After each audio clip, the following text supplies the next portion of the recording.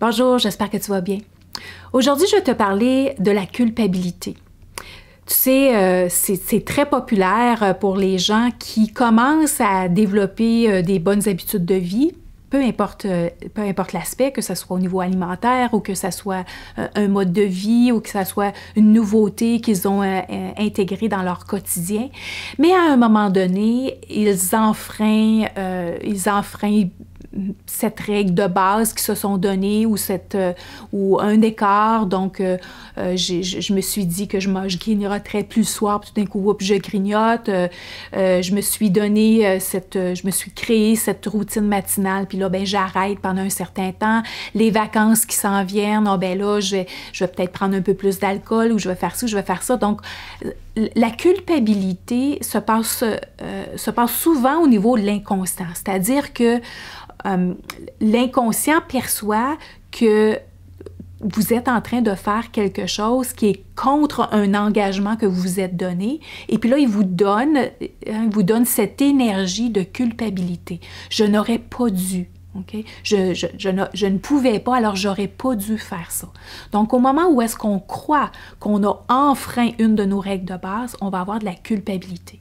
Maintenant, l'énergie de la culpabilité, elle ne nous amène pas instinctivement à contrer, à être transformé à son opposé. Au contraire, la culpabilité nous amène vers le pattern du tant qu'à y être. Alors, je me sens coupable parce que j'ai enfreint, j'ai enfreint une règle de base, ou j'ai arrêté, ou j'ai fait un écart quelconque. Alors, tant qu'à y être, ben, je suis aussi bien d'abandonner. Ou tant qu'à y être, ben, je suis aussi bien d'en prendre un autre morceau. Ou tant qu'à y être, ben, je suis aussi bien de continuer. Puis tant qu'à y être, ben, je suis aussi bien d'attendre. Alors, le tant qu'à y être, c'est le pattern qui va avec la culpabilité. Alors, comment vraiment on fait pour contrer la culpabilité? Ben, on a besoin de se pardonner. Alors, prendre conscience que oui, j'ai fait un écart. Oui, j'ai enfreint une de mes règles peut-être que je me suis donnée. Oui, ça peut être aussi au niveau relationnel, hein, c'est pas juste au niveau de la gestion de poids, ça peut être au niveau relationnel. J'ai fait quelque chose qui, peut-être que j'ai blessé quelqu'un sans m'en rendre compte ou sans en avoir l'intention. C'était pas mon intention de blesser quelqu'un, mais je me sens coupable parce que j'ai blessé quelqu'un ou quelqu'un m'a verbalisé qu'il a été blessé. Alors, à quelque part, plutôt que de rester dans cette culpabilité-là, qui est une énergie négative, eh bien, je vais me pardonner. Le pardon de soi, il est important. Je me pardonne d'avoir enfreint une de mes règles. Je me pardonne d'avoir fait un écart. Je me pardonne d'avoir blessé cette personne-là. Je me pardonne d'avoir fait une erreur. Peut-être que je me suis trompée aussi. Alors, je me pardonne. Et juste de le verbaliser. Donc, on peut le dire dans sa tête, puis tout fort. Encore une fois, devant le miroir, je me pardonne. Puis au moment que on dit ces paroles tout haut, je me pardonne, c'est comme si on est prêt à passer à la prochaine étape. Une fois que je me suis pardonnée, bien là, je suis prête à penser à quand on le fait à un petit enfant.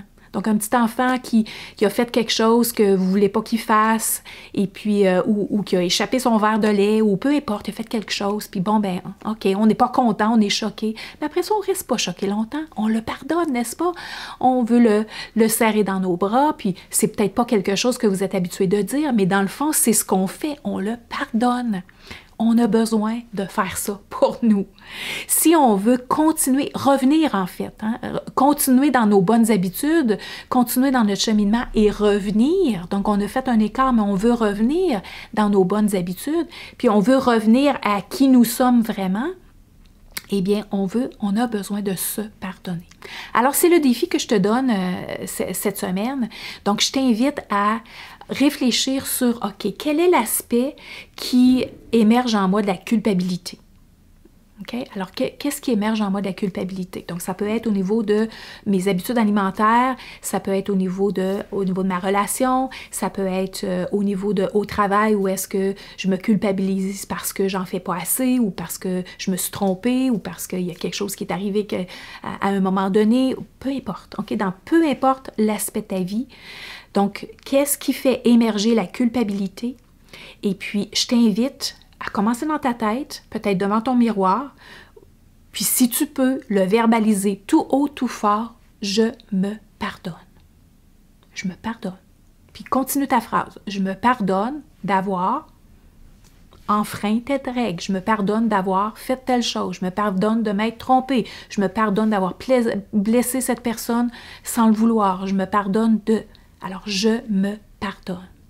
Et puis, ressens l'énergie se transformer de la culpabilité au pardon. Puis ensuite, ben, reviens à qu'est-ce que tu veux faire par après. Donc, si c'est au niveau d'un écart que tu as fait sur tes habitudes alimentaires, bon, mais OK, à partir de maintenant, qu'est-ce que je fais? Je reviens à mes habitudes, tout simplement. Quelle est l'habitude que je vais, quelle est l'action que je vais faire? Quelle est la première action que je vais faire qui va me ramener sur le chemin de mon mode de vie que je me suis créé?